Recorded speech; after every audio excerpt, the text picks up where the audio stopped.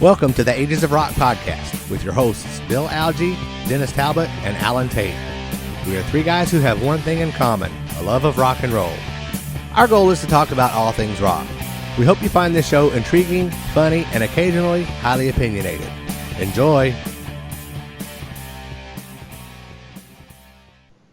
Hey, welcome to the latest edition of the Ages of Rock podcast. I am one of your hosts, Mr. Dennis Talbot. I'm here with Bill Algie and Mr.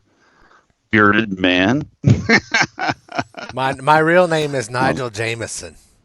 No. It is Nigel Jameson. Well, wait, how come you were Mr. Dennis Talbot and you were Mr. Bearded Man and I was just Bill Algie? No, you're Alan. That's Alan Tate. The tater. He just keeps digging deeper and deeper. I'm just having fun.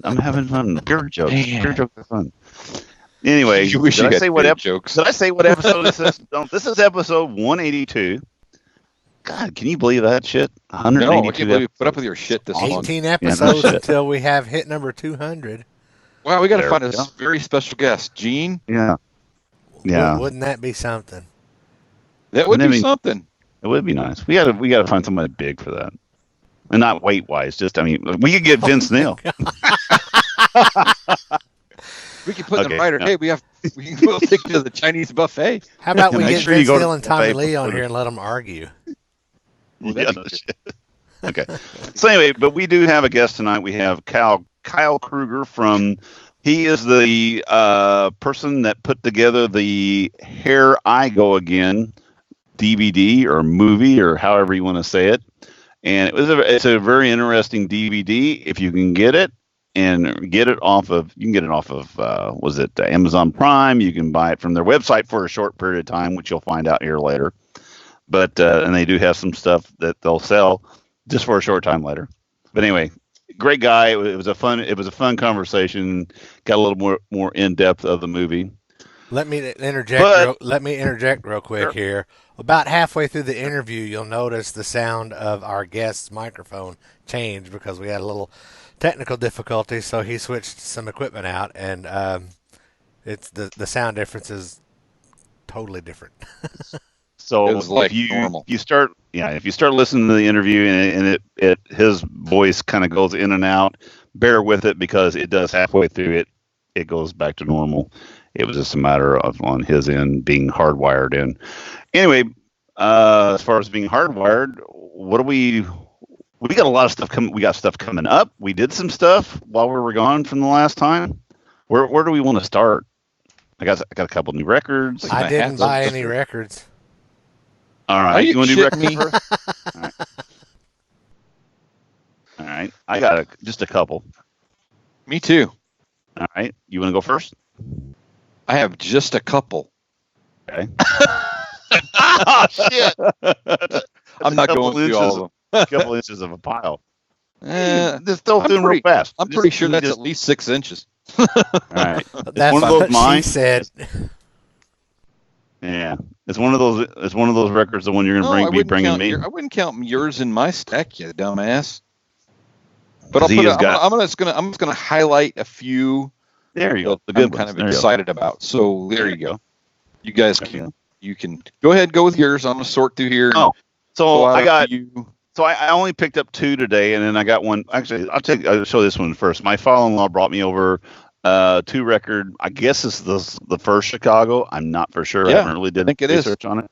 Yep. So yeah, this is he brought this over and said, "Hey, I know you like records." I went through my thing. This is kind of what he has, a lot of singer-songwriter, folk type stuff, but this is one he thought I would like. So it's cool. I'm going to clean it up a little bit. I went up to my favorite place today, and I got this Frampton's first album. This is really good. I got this for $6. It's got "Show Me the Way," "Baby I Love Your Way," "Penny for Your Thoughts," "I'll Give You Money." Great album. Can't wait to listen to it. Exactly, because the only thing I've ever heard is, well, actually, this was out in 74, or no, 75, 76 is when Frampton Comes Alive came out. So I don't think that's the first one, then, is it? It's not the first one, but it's pre Well, that's what you said. It's the first one. It ain't the first one. It's the first one that came up on Spotify. So I didn't do the first one that came out before the one that you got tonight. I got tonight. But I got another good one here. Billy Joel the Stranger. Nah. And I got this for $8. What do you mean, nah? Nah. Moving Out, The Stranger, Just the Way You Are, Scenes from an Italian Restaurant in Vienna. Billy's always a woman. Oh my God! And he's a dickhead. But he's got, and once again, Full City Boutique. This is one of those cool. That's cool. Yeah, I like finding I like finding the ones from the old Full City Boutique, and people that aren't from Evansville don't know what it was. It was a really cool record kind of head shop, record store downtown. This guy named it was Foltz was his last name. He was really into these wood carvings and doing wood kind of stuff, and this place was really neat. I mean, it was, and that's the same way it was whenever that other place that they ended up was it Good Time Eddie's or Good Time Freddy's or whatever hell it was. He built that place too, all this wood stuff. No, Funky's was one of them, but then there was one on the east side. That's now a CVS where they had Elliot's Steakhouse for a long time. Remember Elliot's Steakhouse where you cooked your own steak? You're talking a bunch of stuff that predates my time here. All right, I don't know what you're talking about. Yeah, you were okay. So show us some of your good stuff. So moving right along, and make sure to save them. So keeping with the theme. There you go. Comes alive. I also got I'm in You, by the way, which came after this record, by the way, just so you know. Okay. Not before. At least I don't think it did. This is a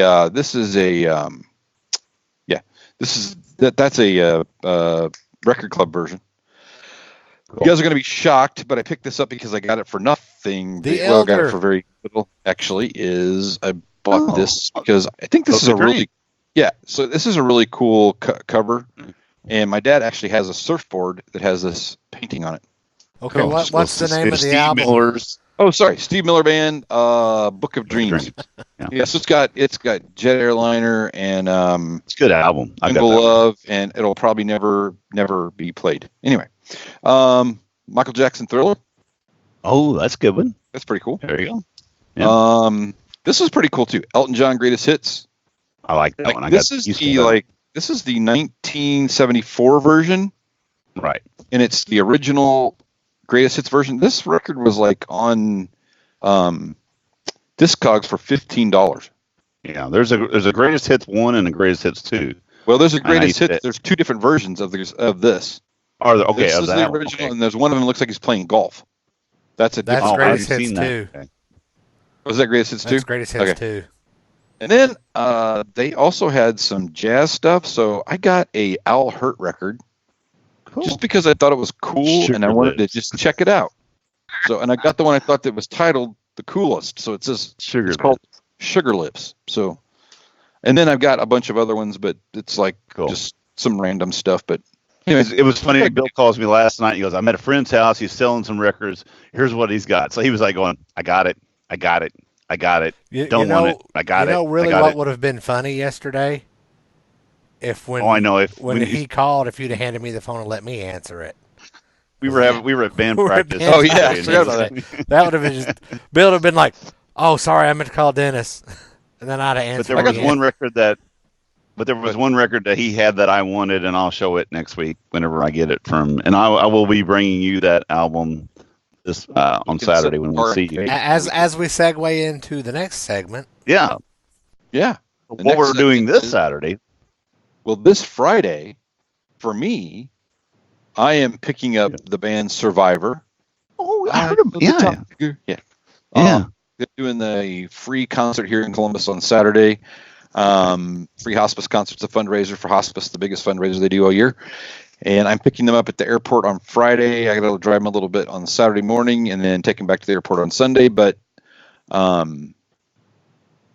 I can't be there on Saturday night because we have plans to see Kiss for the third time this year. Yep, third time for me too. I think I've seen them 3 times in 1 year. Yeah, I've seen them 2 times, but not 3 times. But this will be probably, unless they come to Evansville, this will probably be my last show. But this will be my son's first show. So it'll be kind of a neat experience. I'm taking my son Max with me, and because Kelly's already for seen Max, them it in will be the Nashville. beginning of the end of the road. Exactly. He was like going, "Do we have to stand up all night?" I'm like going, "Yeah, we're going to be standing. We're going to be we're in the lawn." Yeah, I'm taking Alex. So it'll be his Right. fourth show, Cool. maybe fourth show. Yeah, for me, if it's I'd like to go to the very last show if it's someplace Right. where I can get to, but otherwise this might be the last unless they come to Evansville. So we will be, for everybody that wants to know and is going to be at that, who listens to this and is going to be at that concert in Indianapolis at Ruhoff. I got it right this time, but I call it Deer Creek. This Saturday night, we are going to be across the way from the back entrance in the Sleepy Bear campground around 4 o'clock Eastern time, because Indianapolis is ahead of us. And we're going to be meeting up with a bunch of other people who listen to the show and people that we know.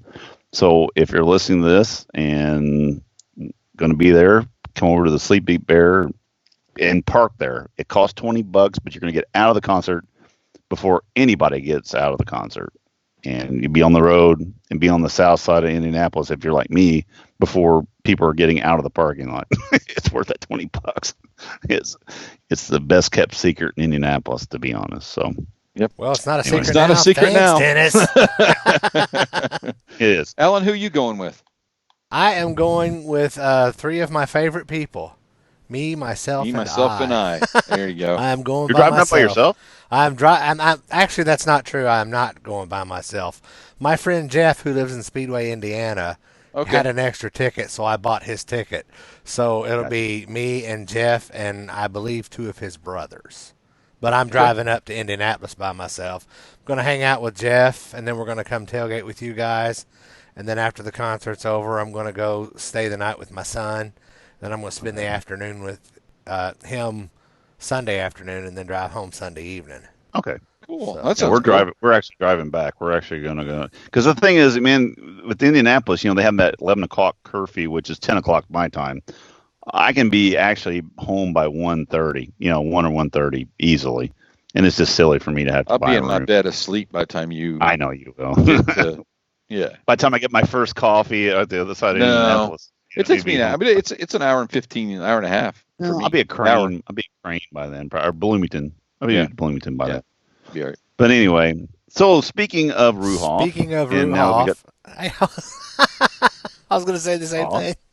Yeah. Speaking of Ruhoff, ahead. Were actually Alan and I were actually just there previous Saturday to see the incredible Iron Maiden. Now, it's been Kelly and I sit down and we discussed it. It's been since 1985 since we saw Iron Maiden, and that was in Evansville, Indiana, at Mesker during the Power Slave tour. It was Why on Earth except in Iron Maiden. And to me, that was actually, it's in my top shows, that show right there, the Power Slave, was in the top 3. So, what do you think? remember it. I don't remember it that well, but I remember it. I wish I went Saturday night, but we had other plans, and I had planned on going, but I missed it. My bad. So I've been bugging Alan all week. I've been poking the bear, and I'm like going, dude, I go, what do you think of it? It was good. And that's all he'll tell me about. So, Alan, what did you think about you're muted. You're muted, dumb shit. I wasn't muted. Y'all just deaf. All right. Yeah. So give me your even at band practice last night, Dennis was like, "Okay, can you tell me now?" And I'm like, "It was like good." a kid." What? I was like, you mean the guy that 15 minutes after we record an episode, he goes, "When's it gonna be up?" Yeah. Do you have it rendered yet? What's going on? Yeah, that's pretty funny. It was pretty funny the first 100 episodes. Yeah. That's pretty funny about the first. I don't do it anymore, though. I don't do it anymore. But anyway, I thought the Iron Maiden concert was great. I'm just a casual fan. I have the CD Best of the Beast, and that's more than enough for me. While I think that it was a great concert, my favorite part of the concert-wise itself, was when Eddie came out as the Trooper and did the sword fight with Bruce Dickinson and goofed off with the band. It was a great show. I probably won't go see them again. My second favorite part of the show was the guy to the right of us who had a meltdown because he found out that Andrew Luck had retired from football. I mean, this was a grown man. You know, he had to at least have been 25 years old. And he threw a temper tantrum like a damn toddler. And I honestly thought he was going to start crying. And I wish I have had the forethought to get my phone out and record that. Because I'm pretty sure I'd have me a viral internet video. Damn. No, it was and like I said, man. we ended up getting those reserved lawn seats, which put you basically center front in the lawn in a roped off area. You had to get you get an extra ticket, and then they put a band on you so that way you could walk in and out. You didn't have to show your ticket every time. It was really nice though. There were so many seats in there. It's not packed. You could sit down, and you're so close. You didn't have to. If the people in front of you were sitting, you didn't even have to stand up if you didn't want to. So it was nice, that kind of deal. It was musically wise. It was perfect. Bruce Dickinson at times wasn't perfect, but he made up for it for his energy. I mean, there was only like a couple notes that he couldn't hit, but I mean, the rest of the night it was just had to be listening to find his mistakes. Oh yeah. And I'm, like I said, I'm more than a casual fan. I'm not a huge fan, but I'm more than a casual fan. I know. Yeah. The thing is they got to that middle part. There was 3 songs. I think it was right after the Klansman. There was 3 songs in there that were from some of those songs with the C, not a K. Right. He made sure it said the Klansman with the C. But there were 3 songs in there in the middle that I really weren't familiar with, but it was kind of nice to get a break. I took a piss, sit down for a minute, just kind of got my shit back together, and then the end. But I mean, he even said, he goes, tonight we're not playing any new stuff. This is basically, the legacy of the Beast. Yeah. So we're going to be playing all these good songs. And, they come out with that airplane at the very beginning. And then later on during Flight of Icarus, they have this big inflatable kind of winged, person flying toward it. And he's up there with these fucking flamethrowers. And he's just blowing these flames out and shit. Then during Number of the Beast, they have this big inflatable head beast that comes up. Thing was really graphically awesome. Detailed. It was fucking awesome. It was. That thing was awesome. Yeah. One thing I did want to say about the concert, I hear a lot of people, and I don't know how to pronounce this guy's name, but I think it's Janik Jers. I hear so many people give him a hard time for his, his flamboyant antics on stage. Who gives a shit? It's a show. Yeah. But what he does. One thing Bill would like about the show was there was no drum solo and no guitar solo. Yeah. Well. Yes. Not really, because there are extended solos in all the. Well, those instrumentals, that's all they are solos. Yeah. But, there wasn't just one specific person on the stage noodling. Yeah. But the thing was that having that guy, I know who you're talking about, the jerk, whatever his name is, having him in the band actually helps out, because when you do have Murray and Smith doing their double leads, you got a guy chunking off to the side, going, doing that, kind of filling in that rhythm. Yeah. And I like that. I like that part. Here's something really funny, just real quick from the show. There's two things real quick. As we're walking up from Sleepy Bear Campground, we get to the bottom of the hill. You kind of walk up, start the cattle walk up to the metal detectors. We're sitting here, and this black Navigator drives up.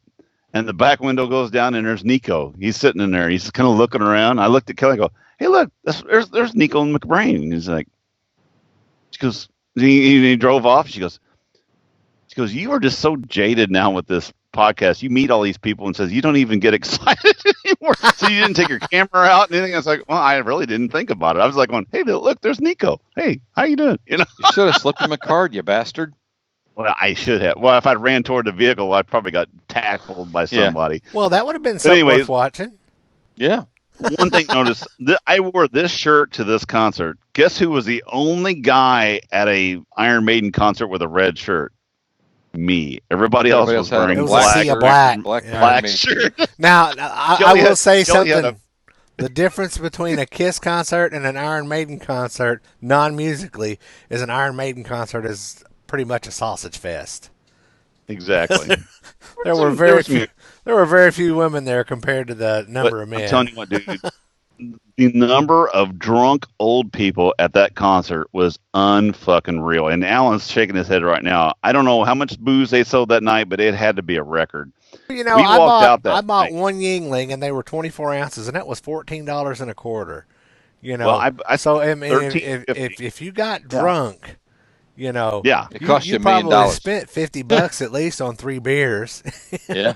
I got Kelly one of those Smirnoff peach and mango things, $16. One of those things.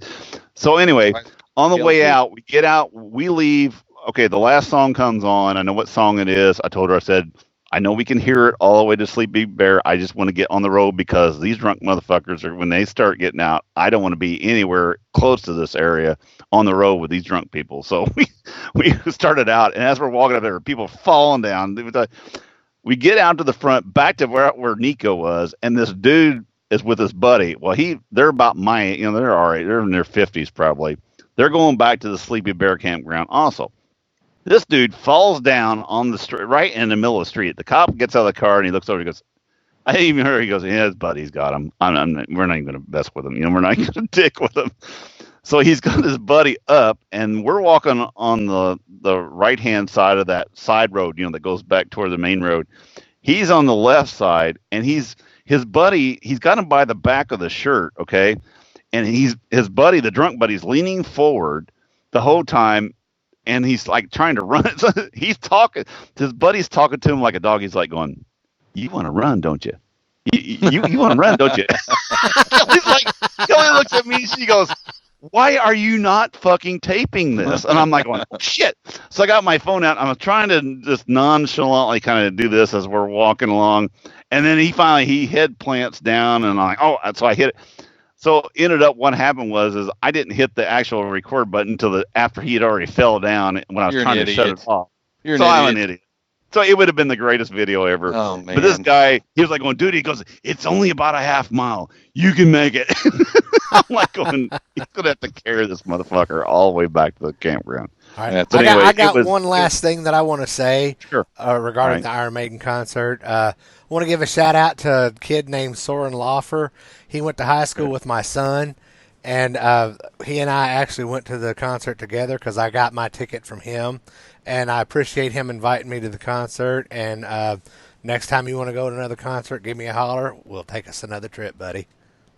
Good deal. Cool, man. Like I said, you were right behind us. I saw you up there. You were standing kind of behind that reserve area. Yeah, it was kind of hard to miss the guy in the blue shirt and the red hat. You were the only other guy. I told you that I was dead center in front of that floor, and that's where I plan to be for the Kiss concert too. And I'll probably have the same red hat on. Yeah, it was a good time had by all. And actually, I was telling you about as far as liking it as much as I did the first one. I honestly, my top 5 concerts, that was probably number 3. And it goes Iron Maiden, Kiss Revenge, and this last Iron Maiden concert is probably 3rd. And I would say Alice Cooper's probably 4th after that, when he played the whole Nightmare. It was that good. I mean, it was just absolutely, you missed the bill. You should have took Lisa. Lisa would have loved it. No. One of my top concerts actually was 3 years ago yesterday. And we're recording this. Today is August 28th. I took my dad to see John Fogerty here in Evansville. That Facebook memory popped up yesterday, and I kind of got a little emotional about that. So that's cool, man. Yeah, but it was a good memory for you. That was a good memory. It was a good concert. My dad had been in the hospital, so I honestly didn't think he was going. I had one of my fishing buddies. I'm like, "You're on standby in case Dad can't make it. I'm not wasting this ticket." Exactly. Anybody got anything else before we have our guest on? I think we're good, man. Let's talk to Kyle. All righty. We are starting our conversation, actually. We don't do interviews here, with Kyle Kruger from the Here I Go Again DVD. I come across this. This is one of these things, and you'll be interested to know, how your people find this disc. But I was on Facebook one day and got a Facebook ad. and I seen this documentary, and I went, talking about the '80s, supposed to have all these bands featuring all these different bands, and it must be a documentary about the '80s. So I bought this. I had my wisdom teeth cut out, and it came in the day after I had my wisdom teeth cut out. So I'm sitting doing nothing, and I'm like, I'm going to watch this documentary about the '80s, and then I go, wait a minute. And I started watching it, and I'm like going, it's completely different than what I thought. And how fucking entertaining is it? I mean, I was like, I really, really, really enjoyed it. And that's when I told these guys, I said, you got to see this thing. This is it's different. It's great. It kind of reminded me of the Canadian version of Anvil, that kind of situation. But you guys went a little bit farther than that. You know what I'm saying? As far as trying to figure out where you're going to go and how to do it. And it was a good situation. So, Kyle, very good to have you on. Let's talk. Thanks. I'm glad to be here. I appreciate it. To your point, that was a big swerve. We had all of these artists from the '80s, and the promo you probably saw was an advertising for the actual DVD, the extras and stuff. We felt like that was a way to get people interested in this, and then once they kind of sunk their teeth into the movie, then it was just like they'd follow the story. And for the most part, it's true. There's been a couple of people who weren't real happy with the fact that things are presented it in that way, but we got to do what we got to do. So, but hey, I'm glad the Facebook advertising is working. You're the one person who's actually responded to that, so that's good. No, and like I said, it wasn't the fact of that I was disappointed. It was the fact of that I really didn't pay. I just kind of glanced over it. I'm one of those casual buyers. I'm like, that looks good. I think I'm going to buy that. I didn't really go into it. I don't even think I really even watched the video for very long. I was like, this just looks cool. I'm going to get it. So it really wasn't like you said, a false advertisement or anything. It's just but like I said, once I got it, I go, well, I really, really like this. I think this is a cool story. So start from the beginning. When did this was this, I know that you were going to do this for yourself as getting your old band back together, but was it going to be a documentary from the very beginning, or how did that work? Yeah, I mean, to be completely honest, this was a film idea before it was get back into the music business idea. My partner, Steve McClure, and I had already made a film under our own imprint and have been in the business in various degrees over the years. So we were actually in the probably the last third of working on another film that was kind of a heavier subject, and as most filmmakers that I know do, they get to the point where working on it, they're starting to look ahead. So we wanted to do something that was going to be a little bit louder than the previous subject matter. As most great ideas are conjured, this happened on a bar stool one night, and it just kind of took off from there. But no, it wasn't. It wasn't something that we actually. The movie that you saw is not what we set out to make, not by any stretch of the imagination. It's what we ended up with. Halfway through, we found out that we weren't going to be able to put that band together, and we're like, well, we're in it now, so now what, And it just took a life of its own. But we didn't intend it to be that way, and it was not about, hey, I want to put the band together, let's make a movie about it. It's like, let's make a movie about us putting a band back together. So. Gotcha. So did the parts of the other artists and stuff like that, was that cut in after you found out you weren't going to have the band and stuff you couldn't get the band back together? Or was it really just kind of all fluid and kind of really how the movie flowed? We actually interviewed most of the artists before we even jumped into our story.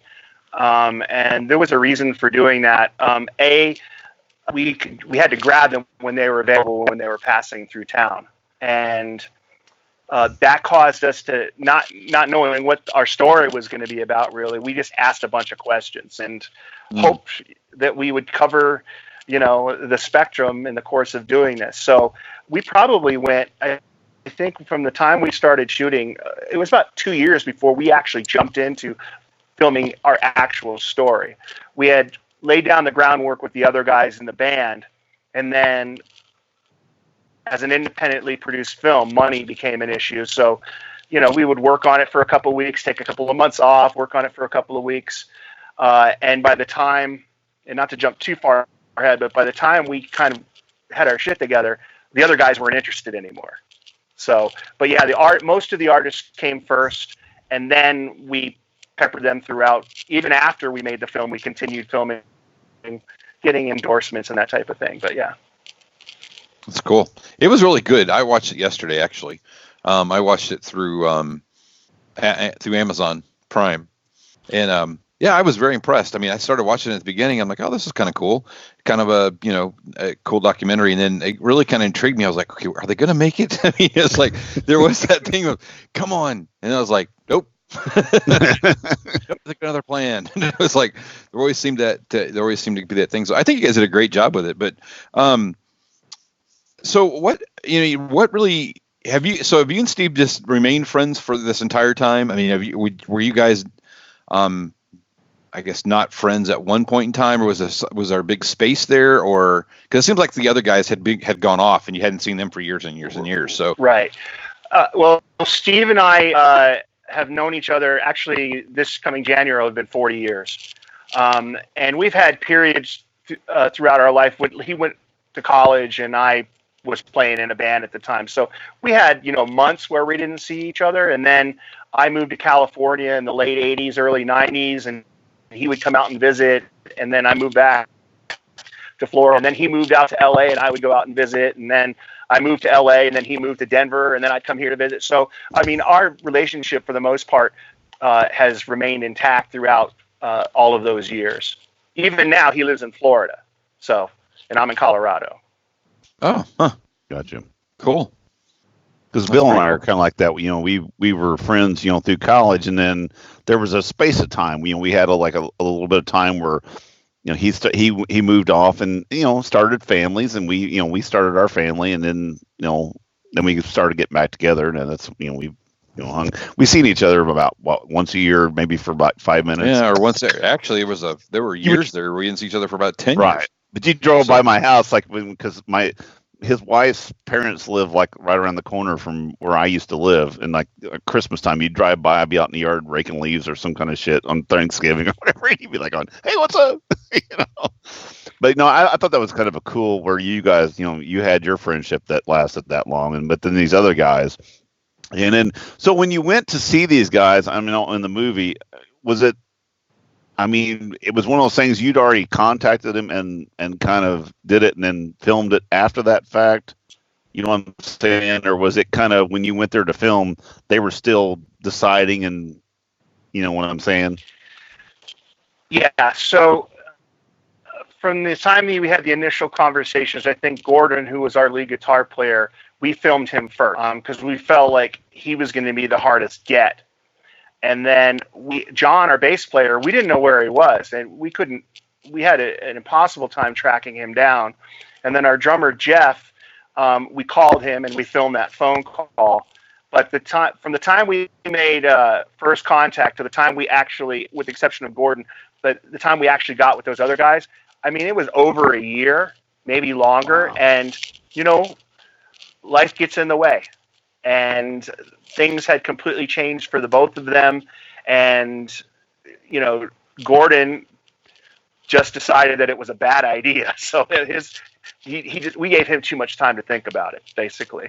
So, but, we followed through and they just said no. And so it's like, okay, well, I guess we'll go do it then. We'll go do our own thing. And that's what we did.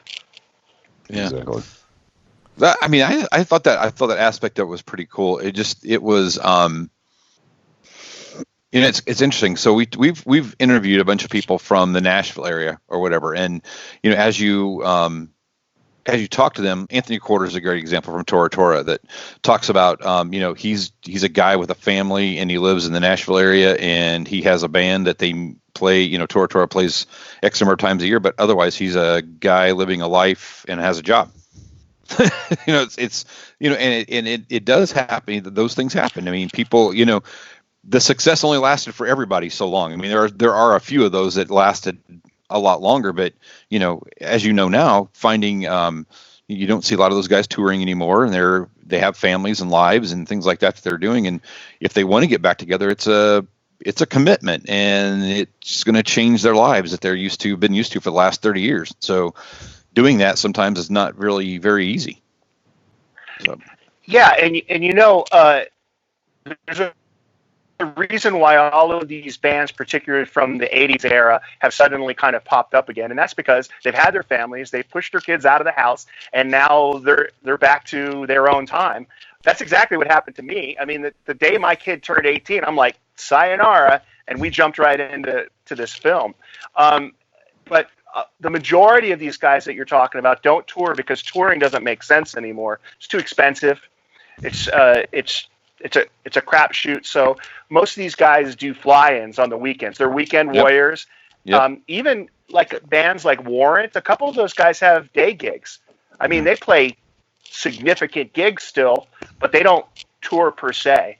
Then you look at bands like LA Guns and Faster Pussycat, and those guys are still touring. They jump in the van or the bus and they go out and do it.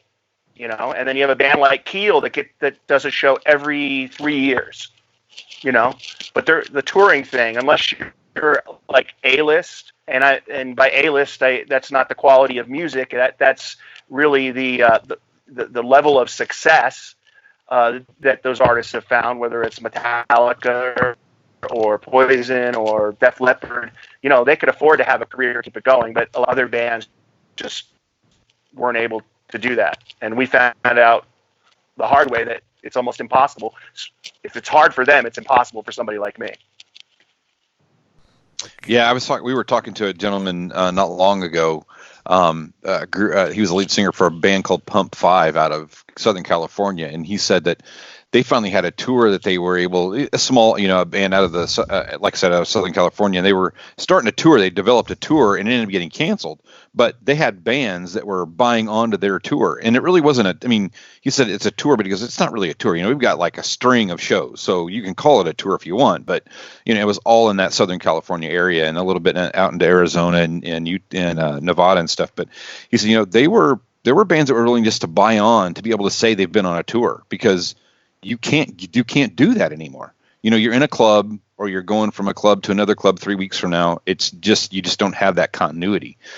And he was talking just about how difficult that is. And I guess the guys in Pump 5 have been around for a long, long time. And those guys have sold a lot of records and been on a lot of different things from back in the 80s and stuff. But, they're just, now that just doesn't work that way anymore. And, we've had a ton of people on here talking about just, how do you even sell a record anymore? Or how do you sell it's damn near impossible. So the only way to make any money off anything is to try to get out and do a show.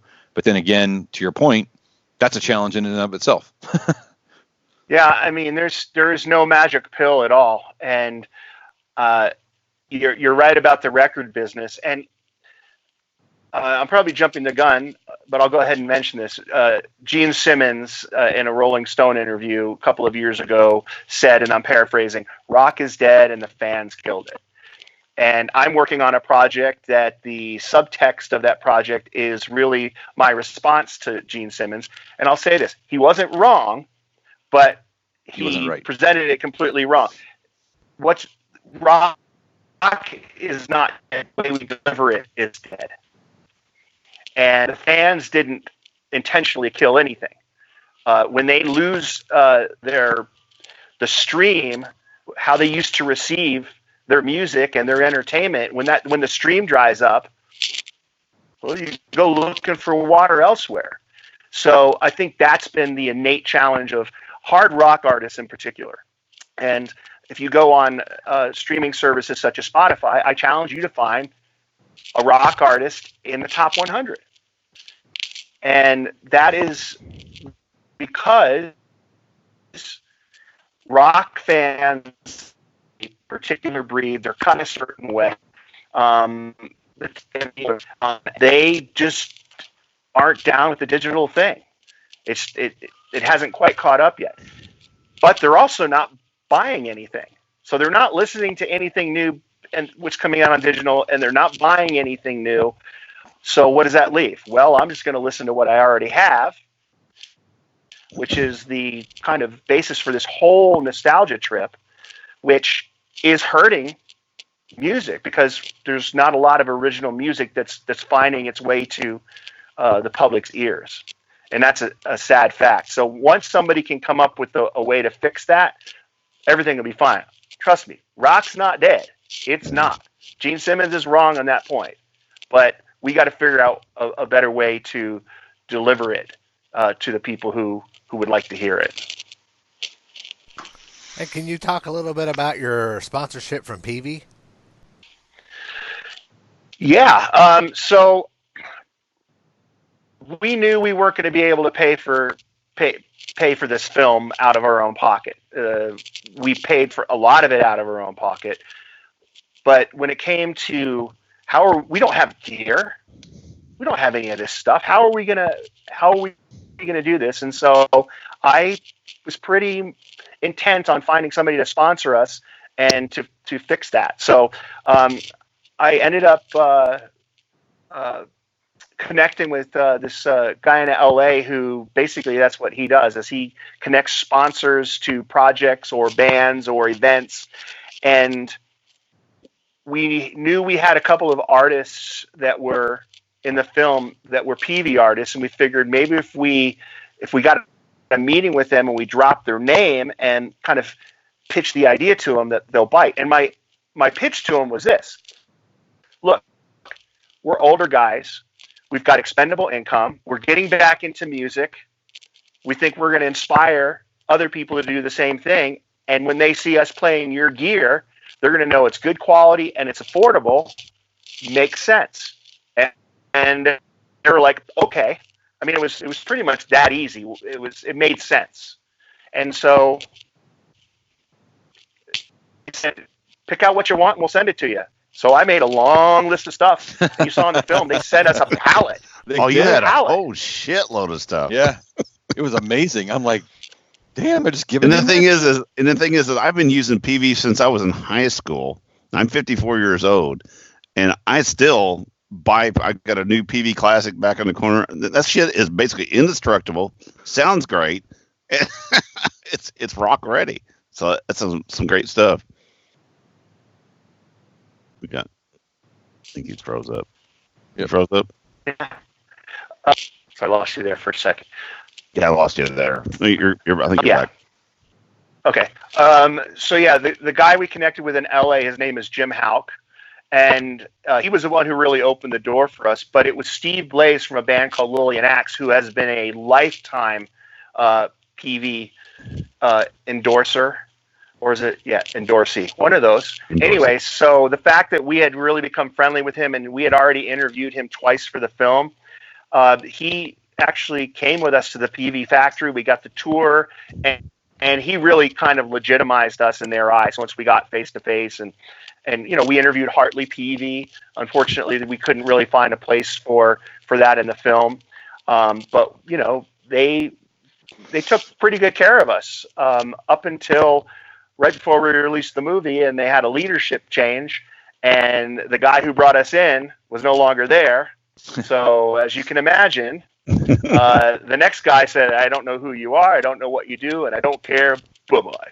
So Damn. to my knowledge, nobody from Peavey has seen the film. Really? Wow. Which I think a great job of placing their product. When we went into the studio with Ron Keel to record our record, I insisted that was the only amp used that was it. The acoustic guitars had to be composite acoustics because I promised Peavey that we would do that, and we did, and never heard anything from them. So, wow. Yeah. I mean, like I said, that's weird. Thanks for the gear. Yeah. It was actually, though, like you said, it was a great placement, and you did them well, and there was nothing bad spoken about them. I mean, they should have ran with that. I mean, that's free advertisement for them. Not free advertisement, but it is good advertisement for them.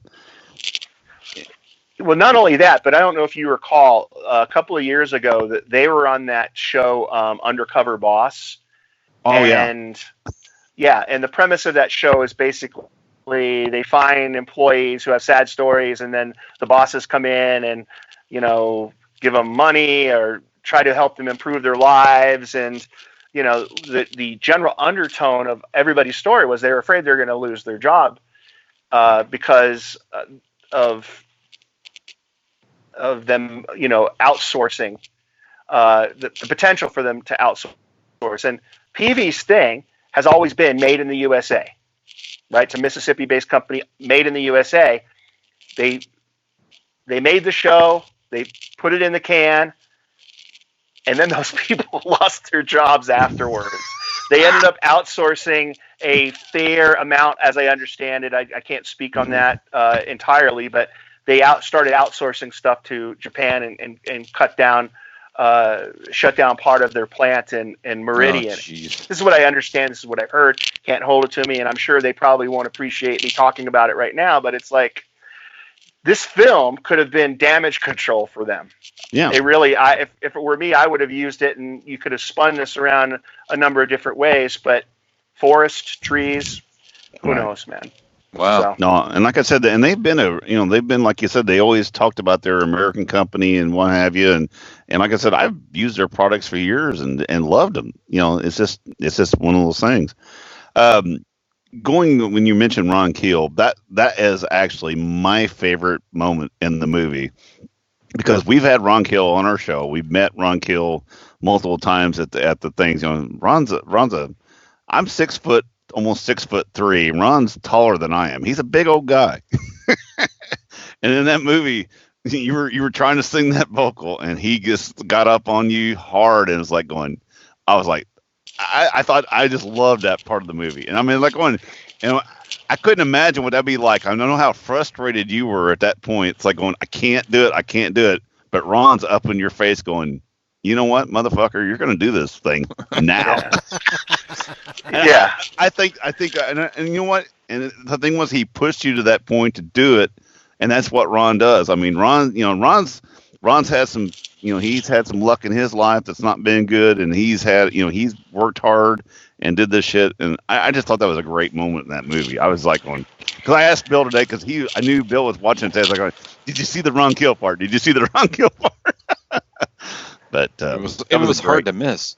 Yeah. Well, and it is a great moment. Listen, Ron is one of the smartest, intelligent people that I know, and great guy. He had a plan. This has never been corroborated, but he had a plan going into this whole recording session that he was going to put us through our paces like a boot camp, and that we were going to pain. Now, the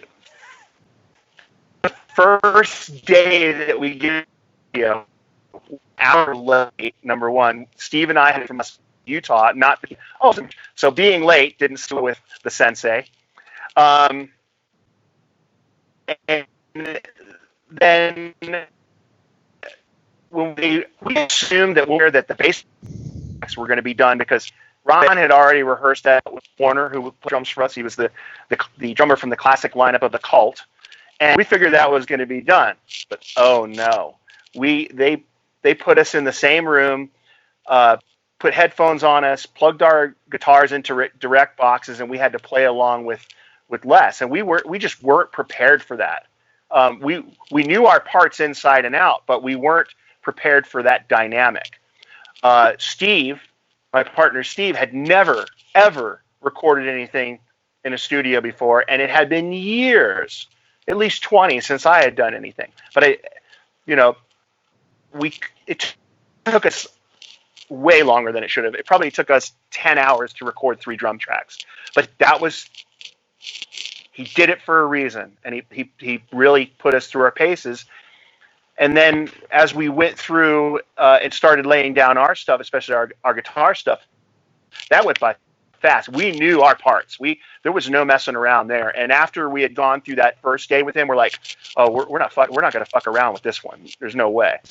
By the time we got to the vocal sessions that you're talking about, it was the last day. We were leaving the follow, and we had to drive 3 hours back to Vegas we had to record essentially all the vocal. So I was in the nonstop. I think I took a 5-minute break to eat one time, but for it was probably, I think it was close to 10 hours. I mean, I laid down everything that I could, and how I kept my voice, I have no idea, but I pulled it off. But what you saw was like probably the last hour when I'm just like, no more. This is too hard. No more. It's just forget it, And he was like, no, you don't. That's not, we're going to play this. And I'm glad that he did. It made for a good story, but it also made for a pretty decent record considering we'd never really done it collectively before. So exactly. Cool. That is cool. No, like I said, I just think that the whole premise of the movie is really cool. And like I said, I don't know, Bill hasn't, but myself and Alan, we went through bands, in our high school years through college, and then, we wanted to make it big at some point, and and then families came along and stuff like that. So this is for every person in the world that's ever been in a band, through this time, that wanted to make it big. I mean, and we're all sitting there like, like you guys are the underdogs, and we're all like, come on, please, give you a break, And I thought that was really cool, and it's a great movie for any musician to watch. I really like it. Like I said, I've told a shit ton of people about getting it, and I still haven't watched all the extras yet. I just watched the movie itself. I haven't sit down and watched what is it? Is there 5 hours of extras, or 5 hours of bonus material? Everything all together it's over 5 hours actually, because there's actually some audio stuff on there that we don't even mention in any of the advertising. We drilled pretty deep, and that DVD, I'm glad that you mentioned it. It was really, we designed it to be kind of our scrapbook that helped document our journey. And we did radio interviews leading up to that when we were looking for funding. We did all sorts of interviews. Like I said, we had all these great killer experiences, and we did our best to document every one of them, either videographically or photographically, and included those in that. So there's like over 5 hours of stuff. If you have a chance, you might want to give a listen to the, Steve and I did a commentary track on there. Oh, that's cool. I never even thought about that. I'm going to check that out. What was interesting about that for us is that the day that we recorded it also happened to be the night that we were debuting the film here in Denver to a sold-out audience. So if the nerves weren't already bad enough to put a microphone in front of us and have us sit there and jaw jack about our movie was just a little bit of a painful endeavor for me. To the point of where I think I might have listened to that track one time, so I can't be held responsible for how that played out. I don't know. I'm just not going to go there. But yeah, so 5 hours of extras and the film available on that DVD, and I think that's a pretty good deal. And like I said, I do have the DVD, and I do like the fact that you even personally sign and thank me on my receipt. And then also got this little piece of swag, a little almost like a small theater card, what they used to call them. And then I got this fucking metal sticker, which I think is really cool. And then I got the card, of course. So you get a little swag bag whenever you get this thing. So it was really kind of cool. I like that. I like to get a little bit of extras, and you went the extra way of signing most of the stuff. So that's really cool. And like I said, I've told people about this thing. It's kind of one of those hidden treasures that, people's like, especially people who are musicians, maybe average Joe is not going to find it interesting or what have you. They may, don't get me wrong, but musicians will fucking love this. I mean, because it is a story of all of us, basically, Yeah, and that's one of the reasons why we did it. I mean, we're not. There are some guys who took this way seriously, and those are the guys who kind of troll us. You guys had no business doing this. This should have been about me. And it's like, well, go make a movie then, man. That wasn't the point. No, that happens though. I mean, I get that. We don't get a lot of trolls, but when I get trolled, that's usually what it's about. Like, you guys are a bunch of hacks. I'm like, no shit. What Tell me something I don't know. What didn't you understand about that? You know, I mean, we hadn't played. Steve hadn't picked up a guitar at that 20 point. years, 25, 20, Yeah. over 25, almost 30. Oh, okay. I hadn't played in a band in 20 years. Certainly didn't, you know, outside of some drunken karaoke, hadn't done anything through the latter part of the 90s into the aughts, you know. So, of course it is. I mean, but that wasn't the point. The point, I mean, who would have bought this if we would have gone in there and killed it? Right. I mean, you know, that there's nothing genuine about that. We genuinely could not play when we started making this movie, and we gradually reacquired a skill set to the best of our abilities. And you know, we went after and closed a chapter that had been open for 25 years, and not a lot of people get to do that. And I ask that question often. You know, if you could go back in time and do it all over again, would you? And what price would you pay to do it? Right. And trust me when I tell you, the price we paid to go back and do that was hefty. Our lives have definitely changed for the better. They've also changed for the worst. But yeah, we sucked going in. I walked away a better musician. I walked away, you know, I rediscovered my songwriting skills. Sure. And I kind of legitimized myself to the point of where I rediscovered that huge part of me that was missing. And so now I'm playing music again. And now I feel like I'm kind of whole. So there's way more to this than going out there and being shredders and you know, that wasn't the point of this. The point was to go after something that escaped us, just to give it one last shot, as we say. And we did it. And I'm proud that we did it. And you're right. We represent a lot of people. I've gotten a lot of feedback on social media by way of email of guys who said, I watched this thing and I went out and I bought a guitar and now I'm playing again.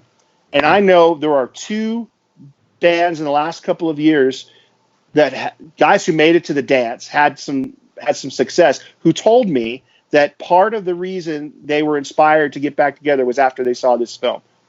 That's good. Okay. Then mission accomplished. We did it. To that end, we also designed this film in a way that you don't have to know the bands. You don't really have to be familiar with the music because it's a universal story. It doesn't matter if you were a musician or you were a ball player or you were a ballerina, or maybe you set out to go to college, life got in the way, and then during your midlife, you decided to kind of reboot.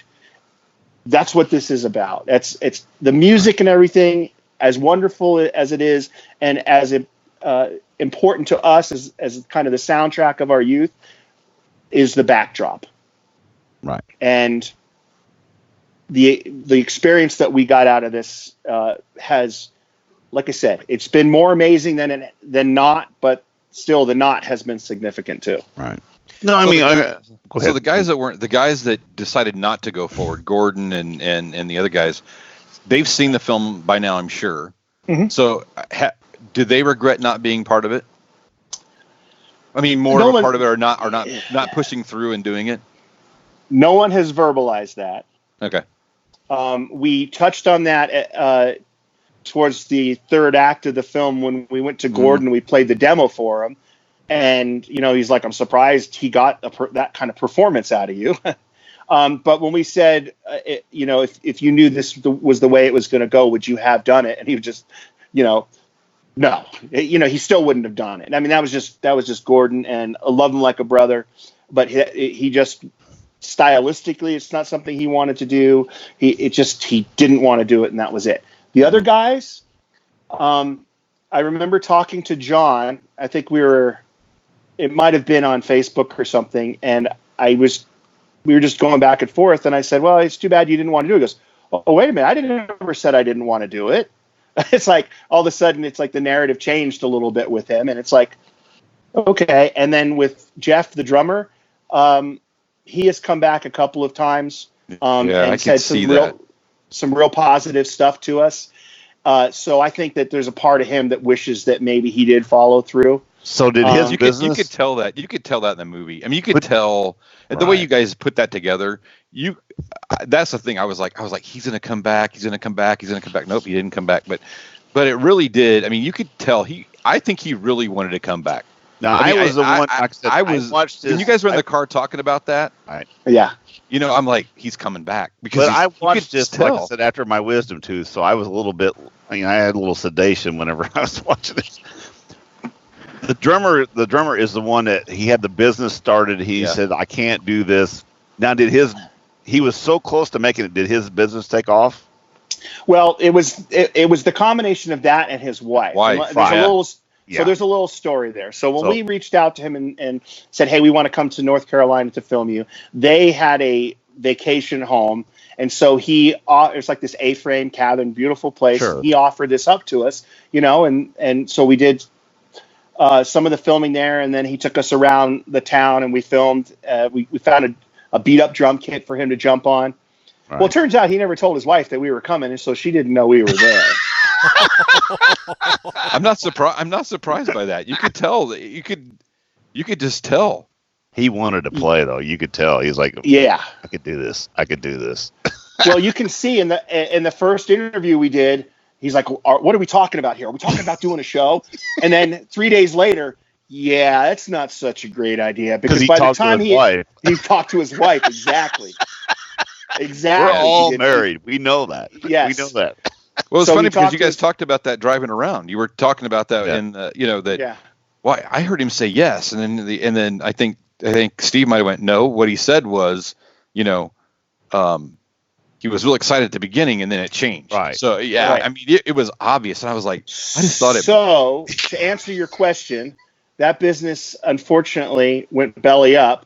And he's no longer married to that woman either. So. Oh, really? Damn. Yeah. That's probably not a. And I hope I'm not overstepping my boundaries by mentioning that. But it's unfortunate. I don't make light of that at all. I just think that he's probably thinking about the same thing that we were. It's like, I don't want to leave this planet wondering what if I would have done that. Now with John, his story was a little bit different. His wife. And I don't recall how much we included in the film, but she wanted him to do this. She wanted him to do this badly.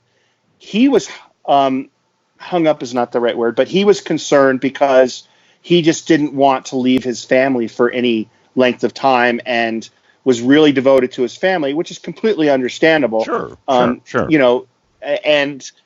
his wife was totally just like gung ho, like he's got to do this. He has to do this.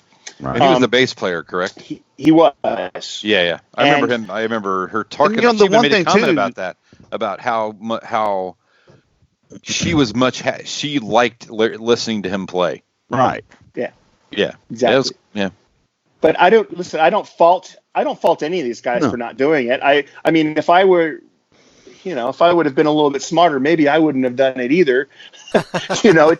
It definitely turned my life on its ear, but I don't blame them. Though he had this issues about being on stage and stuff, but he was in another metal band, right? Well, yes and no. So he was he actually has a record deal he's in a 2-man death metal band, and I love the way that sounds. It's very very poetic. That's cool. So. They make all of their records at his house, and then they send them to the record company. They release them. They don't play live. That's not his thing. So he's not a live person. Got you. Okay. No. But let me, just talking a little bit about Gordon. When we were back in, when we had our band in the 80s, he was a little bit older than us, just like by a couple of years. That guy was so fucking good, though. It was ridiculous how good of a guitar player he was. And I don't think that he realized it. He was just... that was the main reason why I wanted to do this, was to get back together with him and see if it would spark anything. And unfortunately, it didn't happen. But I do not blame one of those guys at all for not taking the step forward. The conditions weren't right. And to tell you the truth, here's the way the film was supposed to go. Those guys said yes. We were going to raise the funding to go down to Florida where this band was formed. All of us had left. None of us, except for Gordon, was still living in the Bay Area in Tampa. We were going to rent a compound. We were going to live there and rehearse there and record there for 30 days and 30 nights and see if we couldn't walk out as a rock and roll band. We were going to have static cameras all over the place. So it was kind of like Big Brother. Big Brother. Exactly. In a way.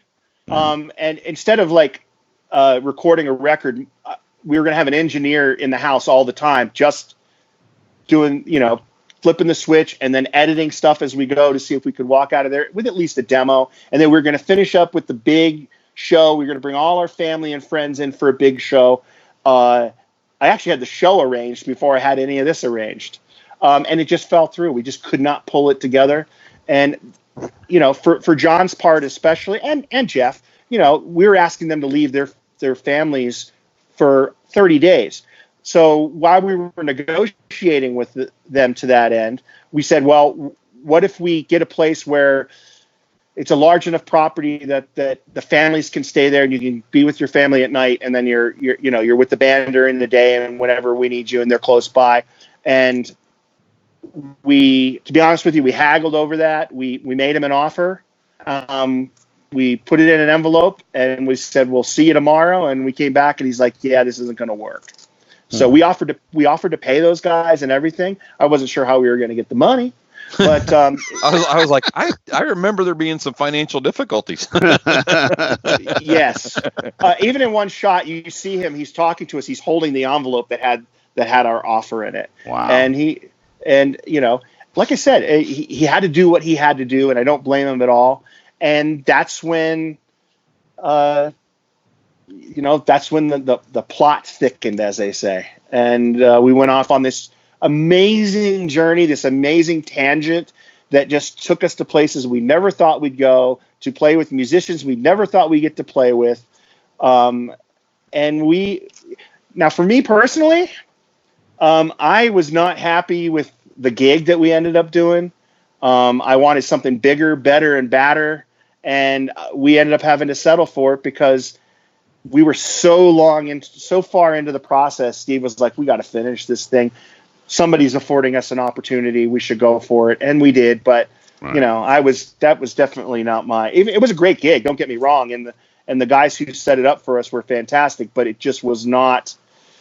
It was not the gig I wanted. The gig I wanted was the main stage on the Monsters of Rock cruise. Right. That's the gig I wanted. And that's one thing you can tell with, like in the movie, it's one thing at the very end, you were like going, I'm glad we got this gig, but this is not the one we want. But you get to see you guys perform, and it's live. And I can tell now after talking to you, as far as like the time wise, you had to do that. But, yeah. But the good news is we ended up playing on the Monsters of Rock cruise. It happened. There you go. So we accepted this gig. The gig was that we were going to be the feature act in front of Jake E. Lee's band, Red Dragon Cartel, Jake E. Lee from Ozzy Osbourne's band. And we ended up having to call together players from Denver in order to pull this show off. And right as we started rehearsing, we get the call from the Monsters of Rock cruise. Hey, if you guys want to do this thing, bring it. Well, unfortunately we couldn't afford to bring this new band with us. And to be honest with you, I think we had rehearsed like 3 times, so that wasn't going to work. So we ended up calling Ron Keel, his band was playing on the cruise, said, do you want to play? He's like, absolutely. We called Steve Blaze from Lillian Axe, who was playing on the cruise. Do you want to play? He's like, absolutely. And then a buddy of mine from Tampa, who's a drummer, who just happened to be going, his name is Chris Kinder. I asked him and he's like, sure. So you saw a brief shot of us getting together in a cabin to rehearse. That was our only rehearsal. Wow. And so we got to the point where we were only going to do one song. Because we didn't have the chance to rehearse, and we wanted to capture it for posterity. Right. And we get out there.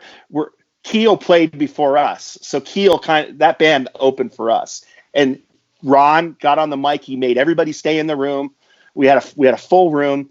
We got up to do the show, and halfway through the song, I can't hear my vocals anymore, and so I just kept motoring through, just kept playing until the song was done. Until one of the camera guys go, yeah, the PA went out halfway through. You're going to have to do it again. I'm like, and what had happened is that when they go over the loudspeaker on a cruise boat to make announcements and such, it cancels out they have it scheduled so there's not supposed to be anybody playing at that time, and so it automatically cancels out. It powered us down. It's a safety precaution in the event that there's some sort of duress on board. Boom, everything shuts down, and that's what happened to us. So we ended up playing the song twice, and Spinal Tap, man, wouldn't have had it any other way. Is it better the second time or the first time? It was better the first time. Yeah, that's the thing. Damn it. Yeah, it's just everybody hit their cues, and and I had to, when we did it the second time around, there were some missed cues. So, and you didn't see it because we didn't include that part of it, but I kind of was like looking around everybody, and I was just like, follow my lead, guys. And so we kind of played through a little bit, and then, I just kind of looked at everybody. We came back in and we pulled it off. So, cool. But there's not a lot of people on this planet who can say Ron Keel was their bass player, man. Yeah, no shit. That's cool. He's a great guy too. Hey, before you get off here, I got a question for you. So in the beginning of the video, they talk about 300 shirts, and I see you got a couple back there. So do you get shirts at every show you go to, or what's the collection from? How old are they? I have some that are probably 30 years old. But to be honest with you, I went and bought them used. Like on eBay and stuff like that. My stuff from the 80s did not survive. And you know what? It would probably come up to here. I'm going to be a midriff anyway. That's the same for all of us. We have the same problem. Yes. So for me, it was, if you understand the psychology behind merch at concerts, it's people, that's how they document a positive experience. Right. Sure. Hard Rock Cafe has built a business based on that very thing. In fact, Hard Rock is a T-shirt shop that has a restaurant attached to it. And if you shut down the T-shirt shop, you could write on the calendar when all of the restaurants would close. And I know that because I used to work for them. But so I'm one of those people. I want to document a positive experience. Sure. And I do that by purchasing merch. But that's not limited to big shows. I try to support local bands, and so I do that. Now my collection's up; it's closer to 500 now, because when we filmed that was quite a while ago. And a lot of those, you can imagine, there were some perks after making this film where people would send me stuff hoping I'd wear it on camera, and that kind of thing. So what you see behind me, though, that's actually our merch. Yeah. Cool. We have.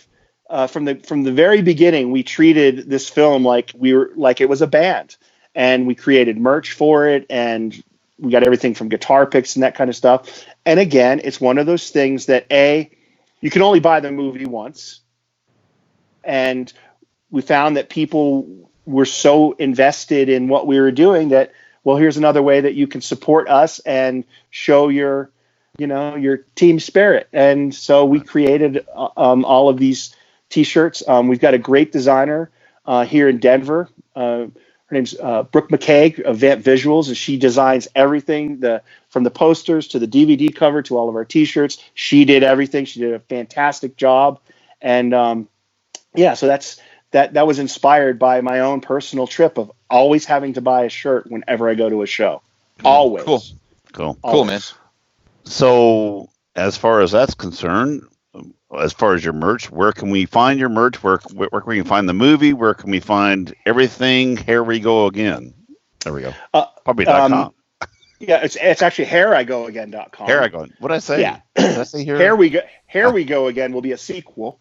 So hareigoagain.com is the place to get that. But people are going to have to be pretty fleet about picking up their stuff because ironically, as of this past weekend, we decided to close down the business. We feel like that the film has run its course. We've done the best that we can with it, and unfortunately, it's so expensive to run day to day. We just don't have the means. We have production loans that still have to be paid, and there's a reason why it's not on Netflix because you have to pay an aggregator to pitch it to Netflix, and it's thousands upon thousands of dollars. We weren't able to take it internationally because all the buyers for the different territories required that there be captioning in those languages. And I don't know if you know how expensive it is to caption in Japanese, but it's about $500 a minute. So we got to the point where I think we've done as much as we can with this. So as of January 1st, unless something amazing happens, January 1st will probably be it for us, which sucks because I actually had 2 other projects that were Here I Go Again projects that were already in production. One it's kind of like the DVD extras, but we put them in more of a narrative format. And then a second volume, which picks up after the movie stopped, talking about some of the experiences that we had both as filmmakers and musicians. And these were inspired by the filmmaker Q&As that we did when we took the film out and screened it. And we said, instead of telling them, why don't we show them? We've got so much footage. So we started on that process. I've even gotten as far as developing a treatment for a sequel. I wasn't kidding. That isn't about Steve or myself, but going back to the first movie and plucking a couple of those name guys and taking a look at their reinvention 30, 35 years later and the varying degrees of success and failure.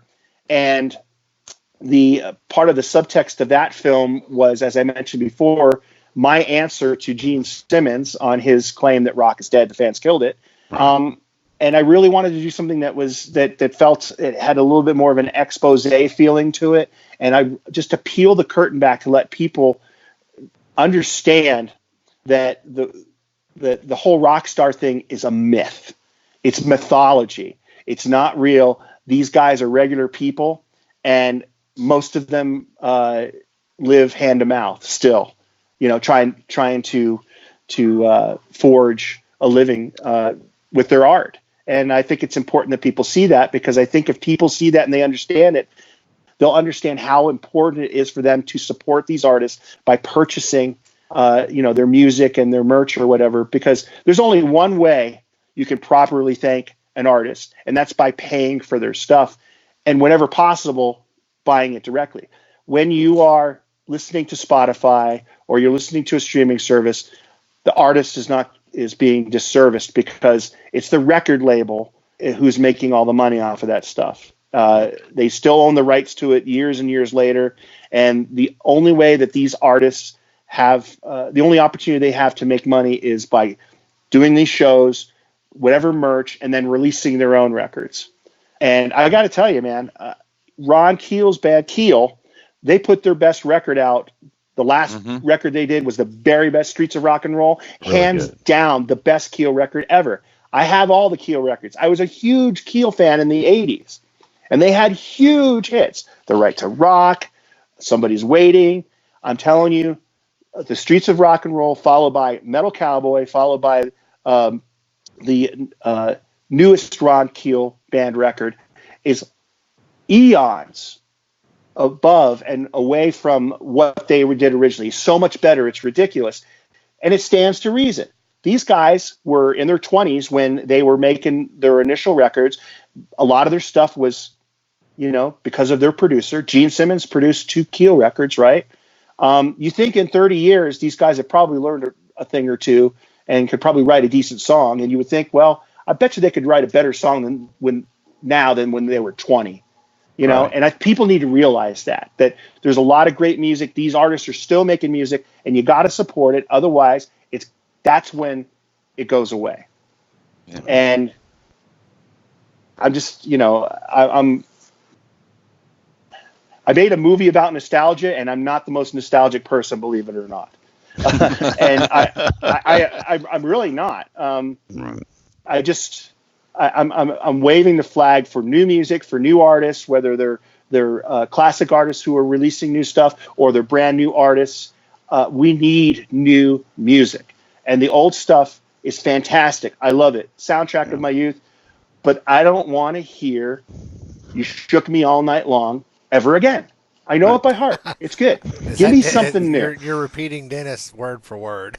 Well, and the whole thing is, and we'll end it with here, like I said, and we appreciate you coming on. But the whole point is, rock is not dead. You just got to know where to find it. And because these people that are putting out great tunes are not on mainstream radio, they've got them out, and you got to find them. And this show has helped us. And every time we find somebody, we promote the shit out of them because they got to be able to find it. But anyway, Kyle, we thank you so much for being on tonight, brother. And like I said, go out and buy this movie while you can. Here I go again, not we go again. Sorry about that.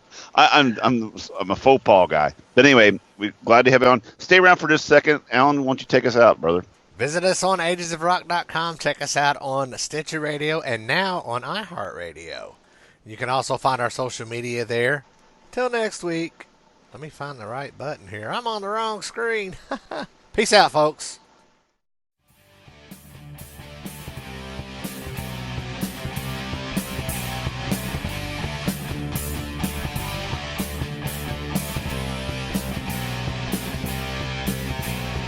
Thanks for listening to the Ages of Rock podcast. If you haven't done so already, be sure to subscribe to our YouTube channel, like us on Facebook, and most importantly, tell all your friends. Remember, you're never too old to rock. Until the next episode, peace out, folks.